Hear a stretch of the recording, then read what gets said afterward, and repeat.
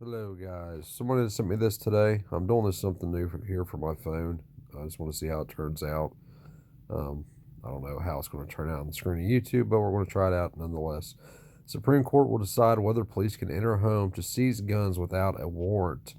Now, this is super dangerous. The cops have already been doing this for years and years. The Supreme Court has already ruled that they can enter the home for certain things, such as, if they see, in this article, to give an example of if they see a person getting ready to stab someone else, they can enter the home without a warrant. If they see someone falling over from a heart attack, they can enter the home without a warrant.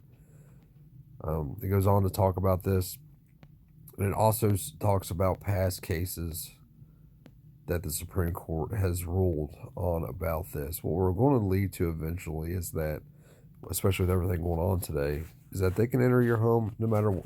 Really, realistically, they can enter your home now for no reason. The Supreme Court has found that they can actually enter your home to collect evidence if they believe that that evidence will be destroyed for one reason or the other. I don't agree with any of it. I think that if I'm in my home and somebody is trying to stab me, it's my personal responsibility to defend myself. And if help is needed after the fact, then I should call.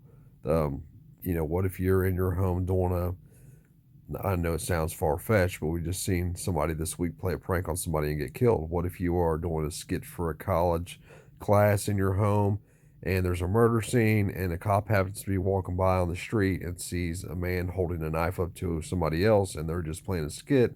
He doesn't see the cameras in the corner of the room. He shoots through the window and he kills the actor, which, I know that's a not very probable, but um, still. So it says the vigorous debate about whether the community care exception is what this is called.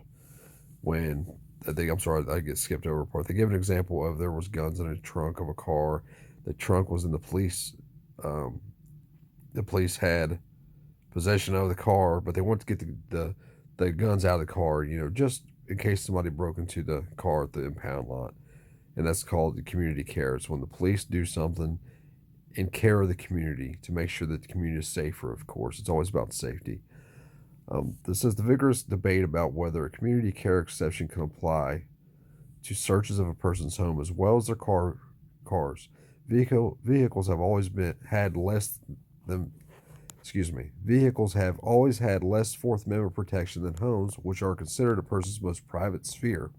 My most private sphere is anywhere that I'm at, guys. I don't know about you. Federal courts have been divided on this question, and the Supreme Court has not ruled on it until now. The court just announced that it will hear arguments next month on the case that presents this issue. I'm not going to butcher that name. You can see it. I guess I'll try to butcher it. Caniglia versus Strom. In this case, Mr. Caniglia was arguing with his wife and melodramatically put an unloaded gun on the table and said, "Just shoot me and get it over with." His wife called a non emergency number for the police, who arrived shortly thereafter. The police disagreed about whether Mr. I can't say it, I'm sorry, Caniglia, I can't say it, was acting normal or agitated, but they convinced him to take an ambulance ride to the local hospital for evaluation. The police did not accompany him. While he was on his way to the hospital, Mrs. C, that's what I'll call her from now on, told the police that her husband kept two handguns in the home. The police decided to search the home for the guns without obtaining a warrant. Mrs. C consent to have the police search their home was legally negated because the police untruthfully told her that her husband had consented to the seizure of any guns. The police located and seized two guns. Mr. C sued for the violation of his Fourth Amendment right to privacy and his Second Amendment right to keep handguns in the home for self-protection. The First Circuit Court of Appeals, which is the federal court just below the Supreme Court in C's jurisdiction, sided with the police. The court wrote, now listen to what they say here. This is scary shit.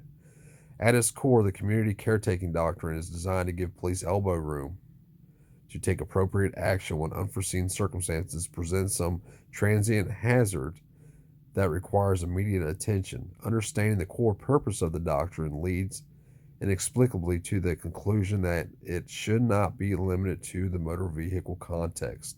Threats to individual and community safety are not confined to the highways. I'll leave the links so you guys can go ahead and read this full article. My thought on that is this: government has no purpose, no business in domestic situations. The government's responsibility is not to keep me safe; is to protect my rights. It has it has far stepped outside of the bounds we have placed on it. The only way we can fix this is by enforcing our Constitution, which, of course, we talked about this before. They've made enforcing the Constitution illegal. This is only going to continue to get worse, and most people will not care until it affects them directly. And I assure you, at some time, it will affect you directly. Soon they will be given out. And I know it doesn't sound feasible in this country. I mean, after all, we are the freest country in the world, right? But pretty soon they'll be giving out rewards for mothers and daughters to turn in brothers and husbands who own firearms, just to get the firearms out of the dangerous people's hands, of course, because everybody is a domestic terrorist. They're turning the white man into a domestic terrorist specifically, but it will be all men. Even my black friends that are freedom lovers will soon be labeled as domestic terrorists. This will be the excuse to violate our rights at will, thinking and knowing that the rest of the society will not care because it's not them directly having their rights violated. The problem with this country is, number one, sacrifice. Number two, we are too ignorant about the facts to understand that if I allow a violation to you, I'm allowing it to myself because I am possibly the next in line. Take care, people. I'll leave the link in the description. Please go read it.